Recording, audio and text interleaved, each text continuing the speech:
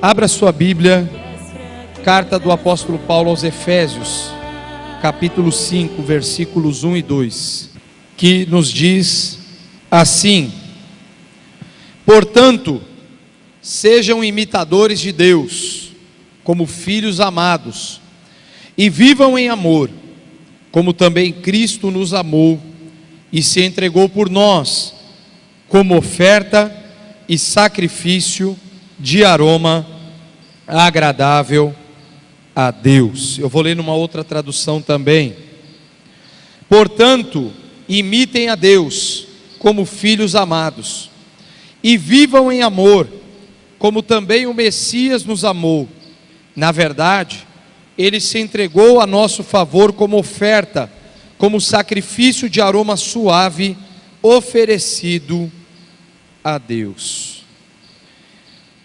E nesse último domingo de dezembro, porque no dia 31 nós já vamos falar sobre o tema de 2020, nós queremos finalizar esse mês de dezembro no tema de oferta, com o tema dessa mensagem, a oferta que agrada a Deus. E talvez você possa se perguntar, ou nós possamos fazer essa pergunta: qual é a oferta que agrada a Deus de verdade?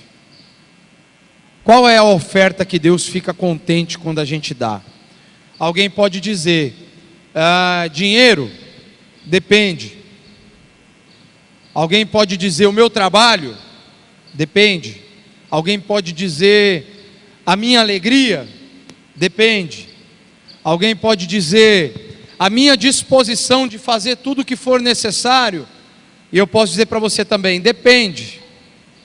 E por que a palavra depende, ela vem tão forte de encontro a essas questões que eu estou colocando? Porque depende como vai estar o seu coração no momento em que você estiver fazendo qualquer uma dessas coisas, ou até outras que eu acabei de mencionar. Eu coloco aqui uma frase: nossa maior e melhor oferta diante de Deus sempre será nosso coração rendido aos seus pés. Então, independentemente do que você fizer ou oferecer, se o seu coração não estiver rendido aos pés de Jesus, não terá sentido. E já citamos isso antes. Em 1 Coríntios capítulo 13, o que o apóstolo Paulo vai dizer? Ainda que eu falasse a língua dos homens e dos anjos, se não tivesse amor, de nada valeria. Aí ele segue dizendo, ainda que eu entregue aos pobres todos os meus bens, ainda que eu oferecesse o meu próprio corpo como sacrifício, se não tivesse amor, de nada valeria. E por que Paulo diz isso? Porque se nós não fazemos de coração para o Senhor, qualquer coisa que seja, nós corremos o risco de estarmos fazendo tudo aquilo para nós mesmos, para mostrar para alguém, para satisfazer o nosso próprio ego, para alimentar uma necessidade que nós temos de sermos reconhecidos. Mas quando nós temos o nosso coração rendido aos pés de Jesus, o orgulho vai embora, a presunção, a prepotência, a necessidade do reconhecimento, tudo isso vai. E o que fica é a satisfação que a gente pode ter de servir a Jesus em cada momento da nossa vida. E Paulo então começa a trabalhar esse texto de Efésios capítulo 5, e ele é muito interessante, porque esse texto tem uma correlação com vários outros textos no Novo Testamento, que trabalham essa mesma ideia de ofertar, de sacrifício, mas não no sentido de peso, mas no sentido de satisfação. Para Jesus não foi um peso ir para a cruz morrer por mim e por você. Por mais que ele tenha sentido todo o peso dos pecados da humanidade sobre as suas costas, mas para Jesus não foi um peso ir para aquela cruz. Para Jesus foi uma satisfação em obedecer ao Pai, mesmo sabendo que os momentos não eram fáceis. Jesus tinha alegria em obedecer aquilo que o Pai havia disposto para salvar a humanidade. Então, quando nós falamos sobre ofertar, ou sobre a oferta que agrada a Deus, nós precisamos entender que ela nunca pode estar revestida de peso, de obrigação, de dificuldade, de tristeza. Nós devemos servir a Jesus com alegria. E quando a alegria não está presente, o que está acontecendo?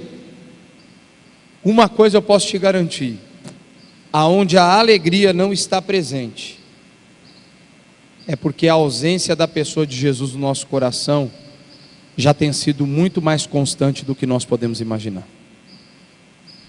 Porque o crente, mesmo vivendo derrotas e problemas, ele nunca deixa de ter alegria no seu coração, não é isso, Paraíba? A gente nunca deixa de ser feliz com Jesus.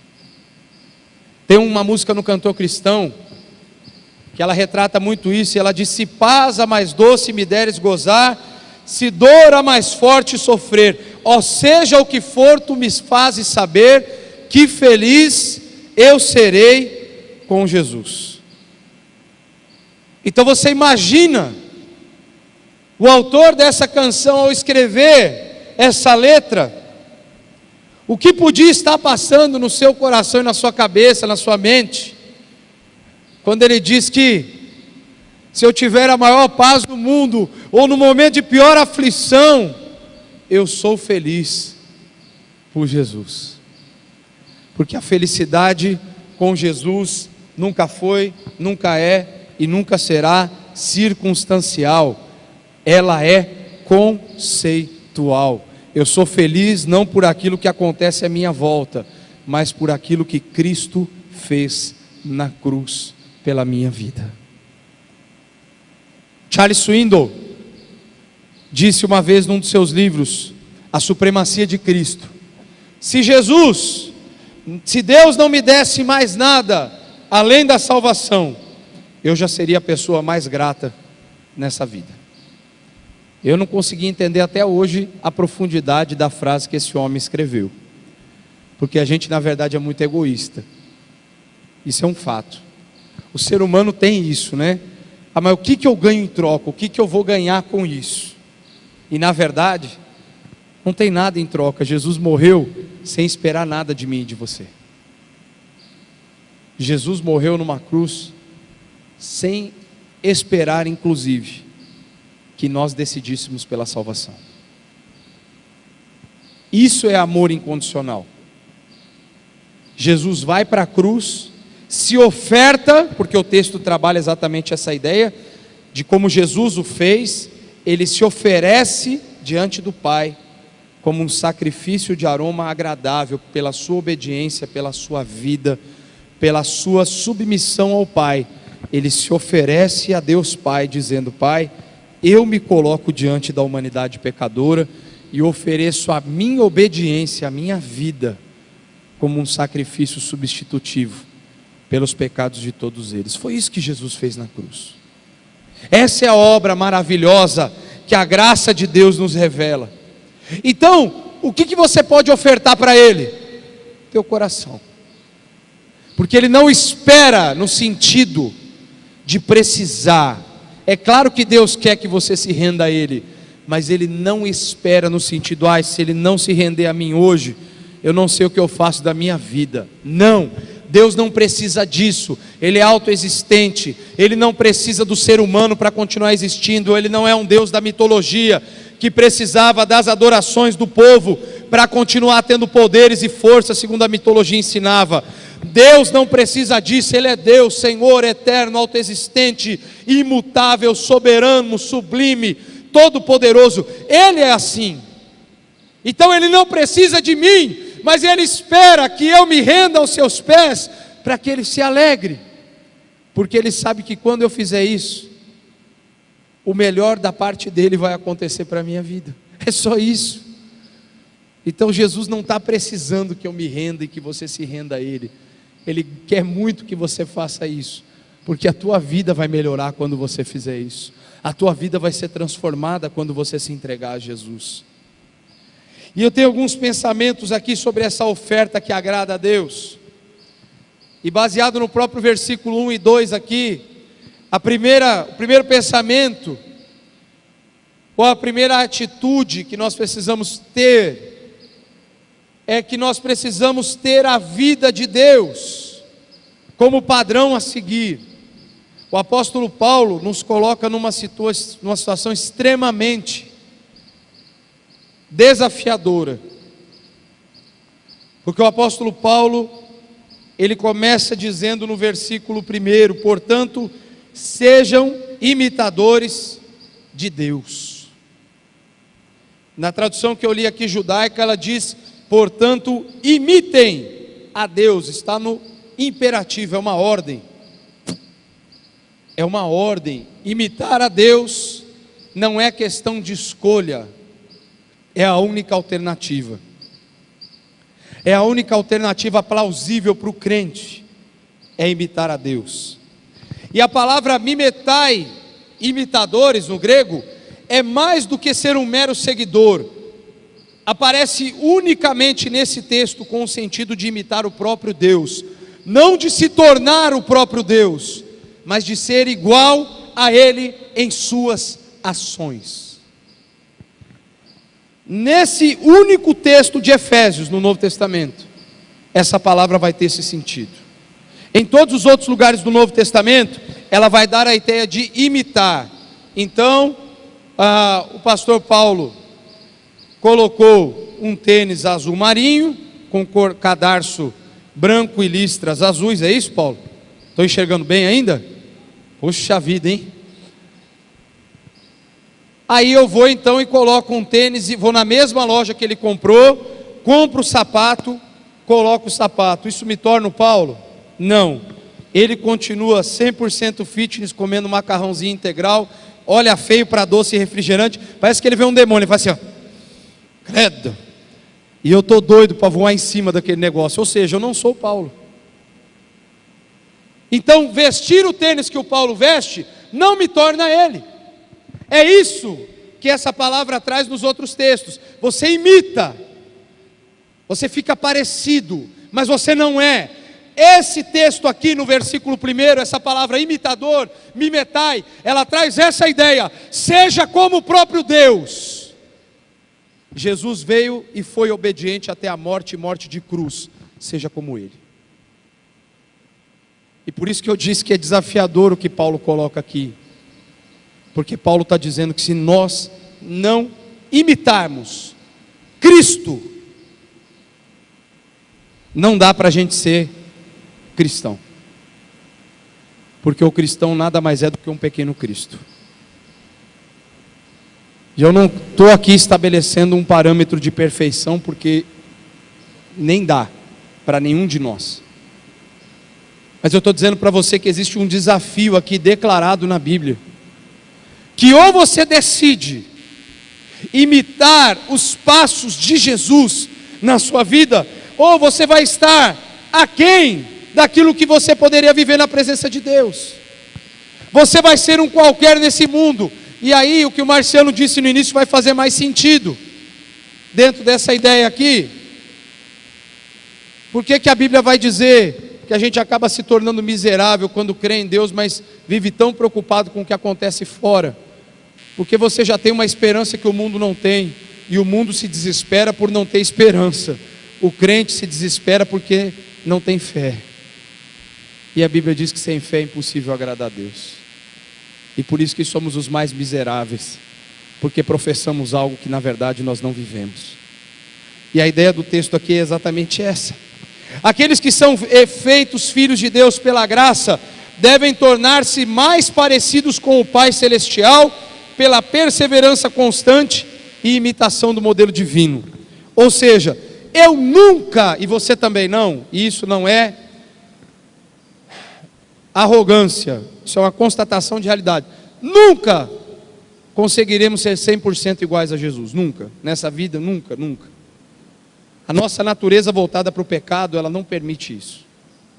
Nós sempre vamos escorregar em algum momento, nós sempre vamos ter um momento de maior fraqueza, que vai nos abater. Então ser igual, Jesus aqui, qual que é a ideia, a proposta? Lute com todas as tuas forças, todos os dias, para você tentar fazer parecido com o que Jesus fez. Mesmo que você não alcance a plenitude das ações de Cristo, tente ser mais parecido com Jesus todos os dias da tua existência.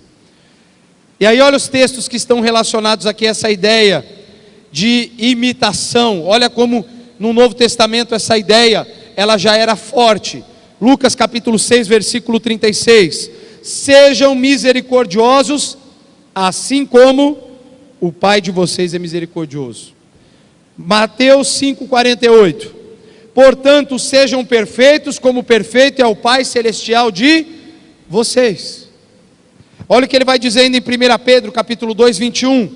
Por isso, vocês foram chamados, pois também Cristo sofreu no lugar de vocês, deixando-lhes exemplo, para que sigam os seus passos.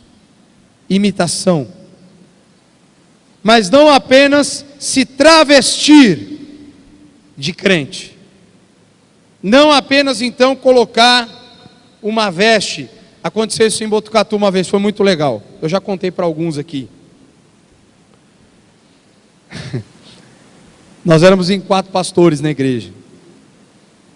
E eu cheguei lá um dia, eu estava lá com uma camiseta polo, sei lá, uma camisa polo, uma calça jeans. E aí chegou um homem, um senhor. Ele entrou um pouco antes do culto começar, eu estava ali no fundo da igreja conversando com o povo. Ele entrou, ele falou, eu falei, ô paz, boa tarde, tal, bem-vindo. Ele falou, olha, eu queria conversar com o pastor da igreja. Aí eu falei, olha, eu sou um dos pastores aqui da igreja, eu posso te ajudar? Aí ele me olhou assim,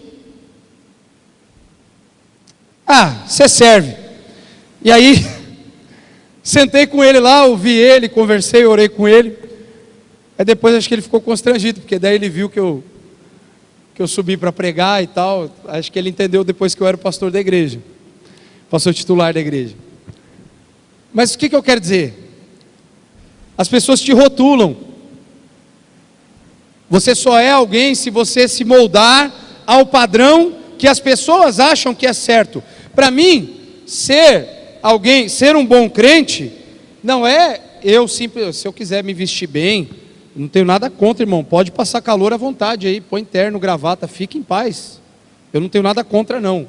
A questão é que eu me libertei disso já há alguns anos, eu entendi que isso não tem nada a ver com Deus, isso tem a ver com o europeu que veio colonizar o Brasil, e veio também ensinar para brasileiro que vive num país tropical, calor, a usar roupa de frio europeu.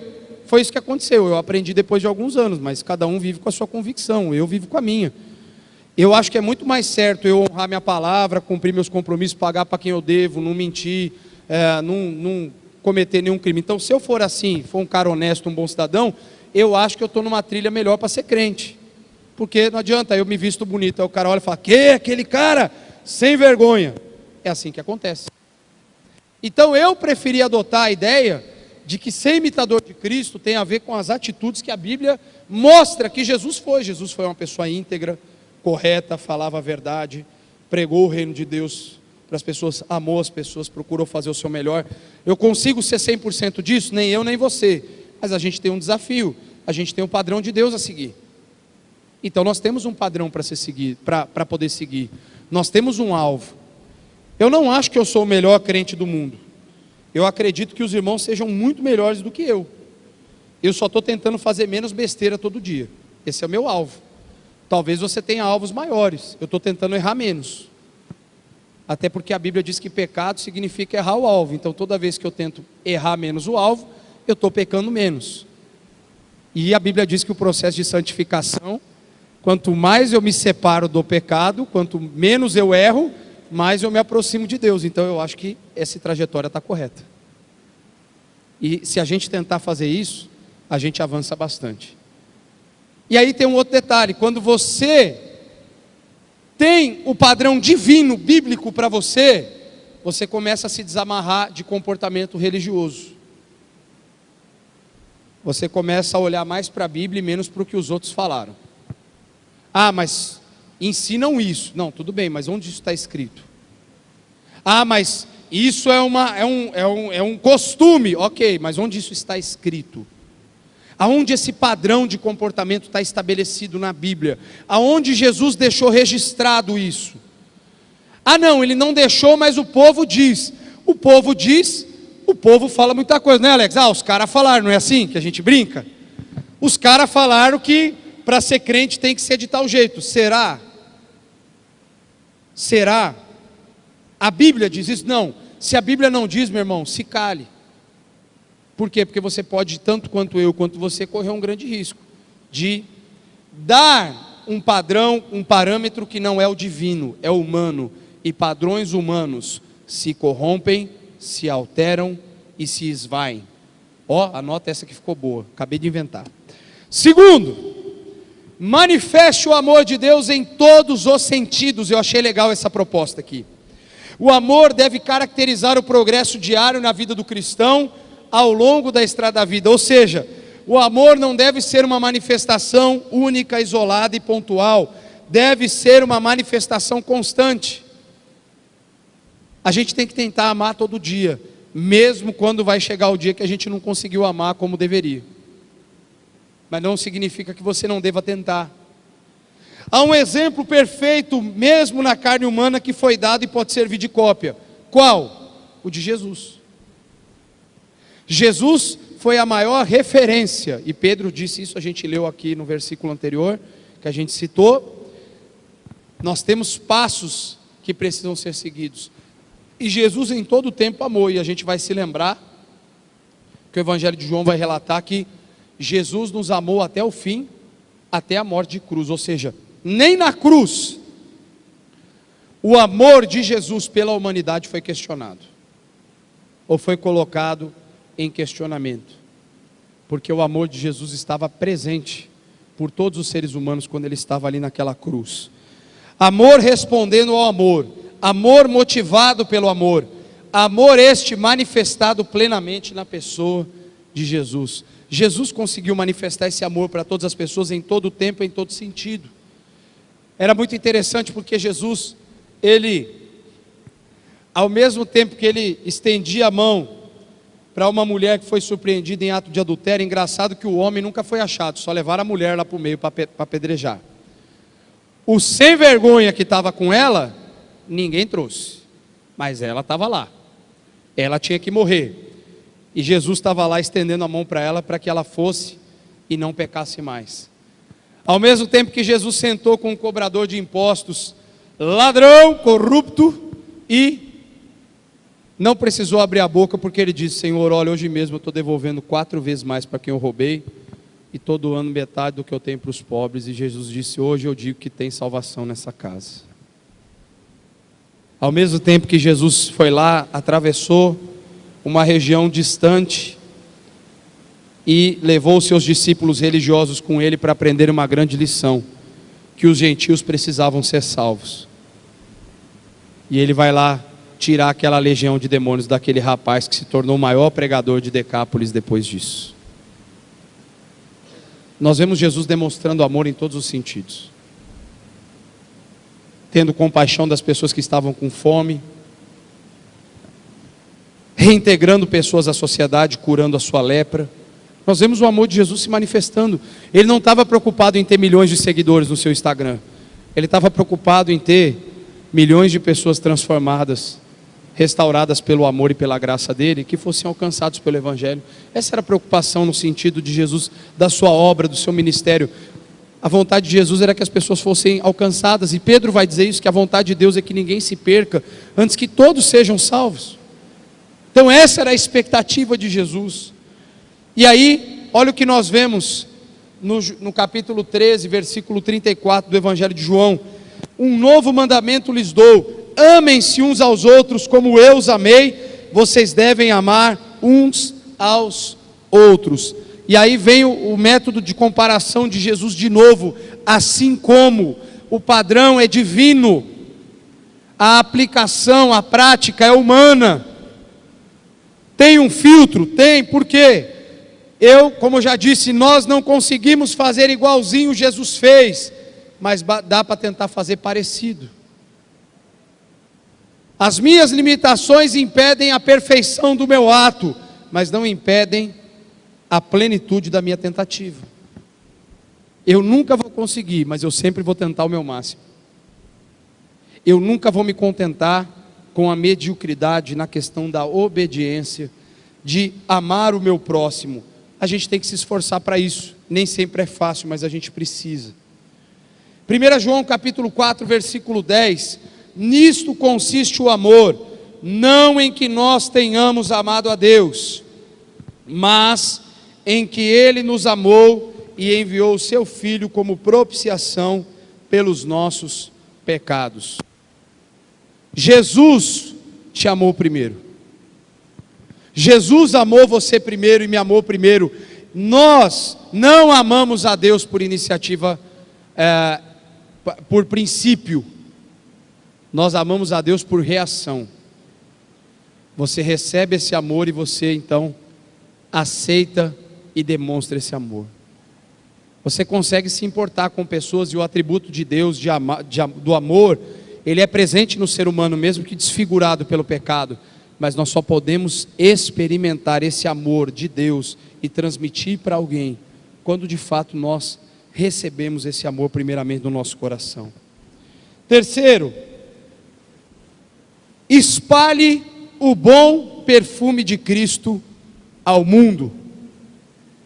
A vida que um homem em Cristo vive em doação sacrificial de si mesmo a Deus e aos seus semelhantes, possui uma fragrância extraordinária perante Deus e no mundo. Eu achei interessante essa frase. É perante Deus porque nós demonstramos esse amor aos seus pés, mas não ao mundo, mas no mundo, porque nós estamos inseridos nesse mundo, e tem que sair de nós essa fragrância de Cristo, para a humanidade que ainda não o conhece. O bom perfume de Jesus, o que é o bom perfume de Jesus? É aquele que neutraliza o mau cheiro que o pecado produz na raça humana. É aquele que tira, que neutraliza a podridão que o pecado produz no ser humano. É o bom perfume de Cristo que produz isso. É quando alguém olha para você e diz assim, e eu creio que muita gente já ouviu isso: nossa, você é diferente. O que você tem de diferente? Por que você está sempre sorrindo? Por que a tua vida parece que é diferente da dos outros? E aí alguém pensa assim, nessa hora eu não vou falar porque eu tenho vergonha. Não, é exatamente essa a oportunidade que o Espírito Santo está te dando para falar o que aquela pessoa precisa ouvir na sua vida, para ter a sua vida transformada. E é exatamente aquele momento onde se cumpre o texto do apóstolo Pedro, que diz assim: estejais preparados para dizer a todos qual seja a razão da vossa esperança. Quando alguém te pergunta, por que você é diferente?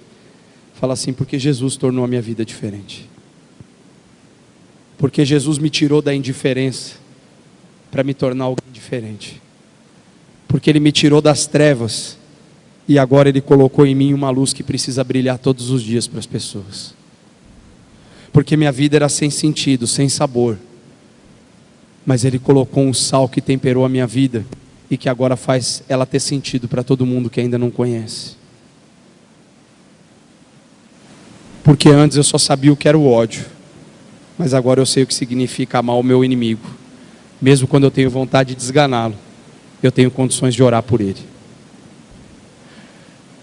Jesus não nos torna robôs. Você vai continuar tendo muitas vezes raiva, você vai continuar muitas vezes ficando triste, chateado, você vai sentir essas coisas. Mas é legal porque sem Jesus, a tua primeira atitude quando alguém te ofendesse era se vingar. Com Jesus, você tem vontade de se vingar, de esganar, de fazer qualquer coisa. Só que agora com Jesus, você consegue dobrar o seu joelho e falar assim: Deus, tem misericórdia dessa pessoa. Porque por mais que eu sinta a raiva dela, eu não quero o mal dela. Eu não quero destruir essa vida. Aí alguém pergunta, por que você é diferente?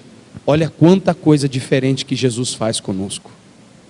Olha como Jesus faz a diferença conosco. Espalhar o bom perfume de Cristo ao mundo significa olhar para esses textos que o apóstolo Paulo escreve, primeiro aqui aos Filipenses, no capítulo 4, versículo 18, ele diz: recebi tudo, e o que tenho é mais do que o suficiente. Estou amplamente suprido agora que recebi de Epafrodito os donativos que vocês enviaram. Elas são uma oferta de aroma suave, um sacrifício aceitável e agradável a Deus. A igreja de Filipos foi conhecida como a igreja que se superou, a igreja que passava por dificuldades, mas na dificuldade encontrou a generosidade e abençoou o apóstolo que passava um período difícil. Que os apóstolos de hoje não escutem, porque os de hoje não passam luta, pobreza, doença.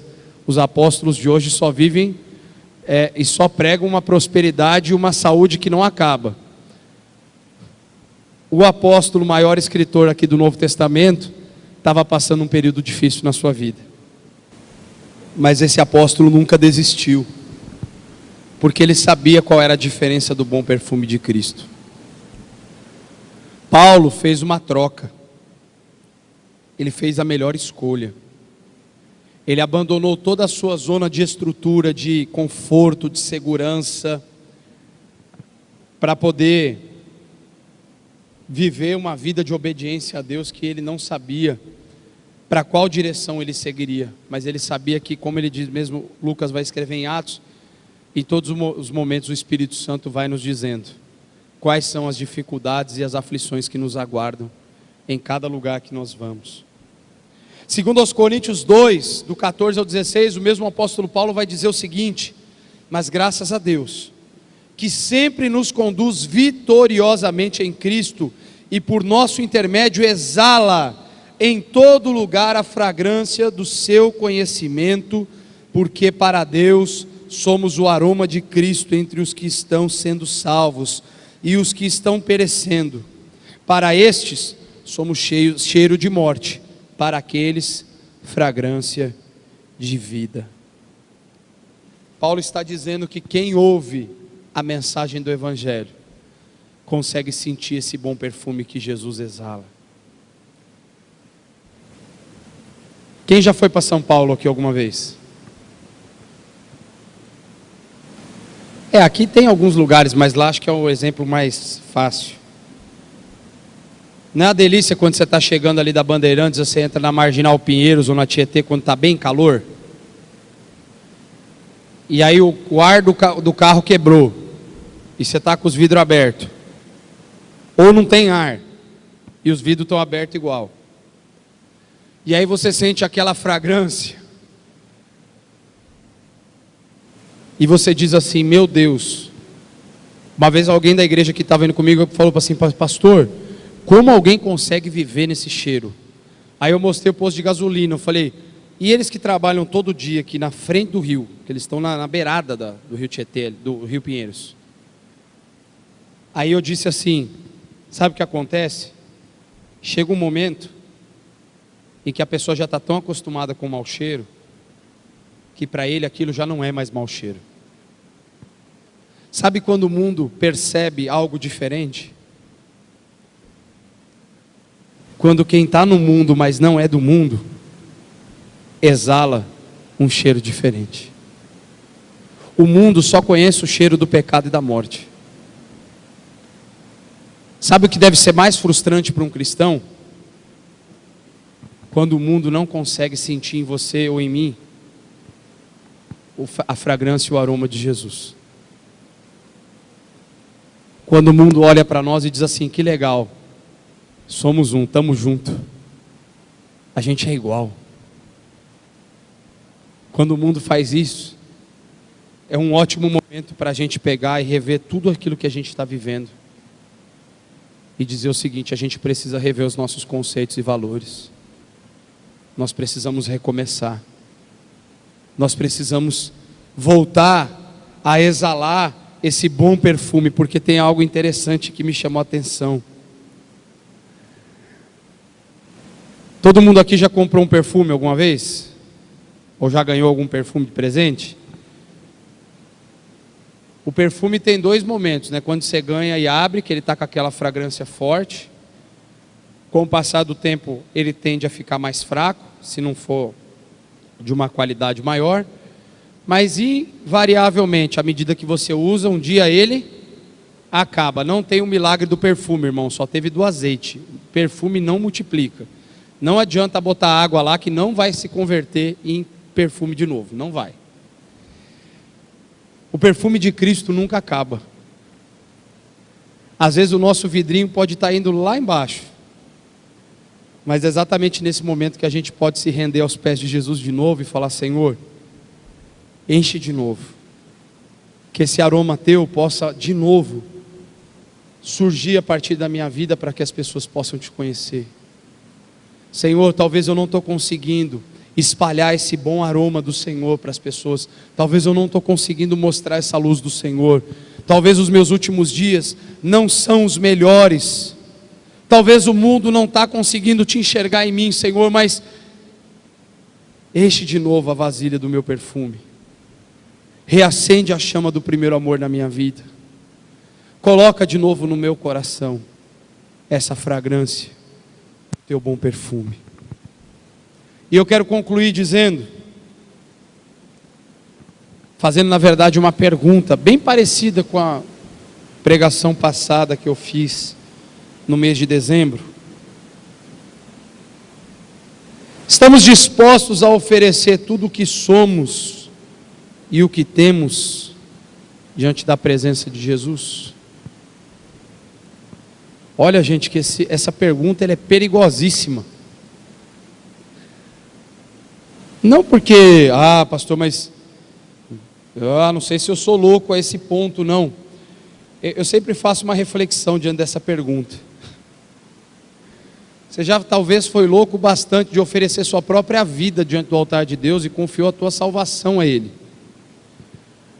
O que você tem ou deixar de ter é um mero detalhe. Porque lá atrás, quando você confessou a tua vida a Cristo, quando você entregou teu coração para Cristo, você entregou tudo para Ele. A pergunta aqui, na verdade, é mais para trazer uma reflexão do que você um dia já fez. Ou, se você ainda não fez isso, se você ainda não tomou essa decisão, então talvez essa pergunta vai fazer sentido para você. Porque se você não entregou tua vida para Jesus, você não entregou nada para Ele.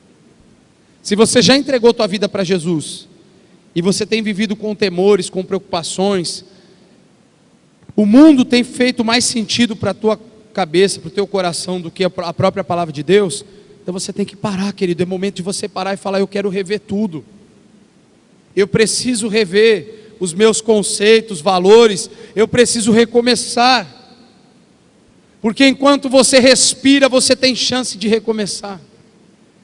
Enquanto você acorda mais um dia e diz: Senhor, obrigado por esse dia que o Senhor me deu, você tem condições de tomar decisões, ter atitudes que tornem a tua oferta agradável a Deus. Feche os teus olhos, eu quero orar junto com você nesse momento.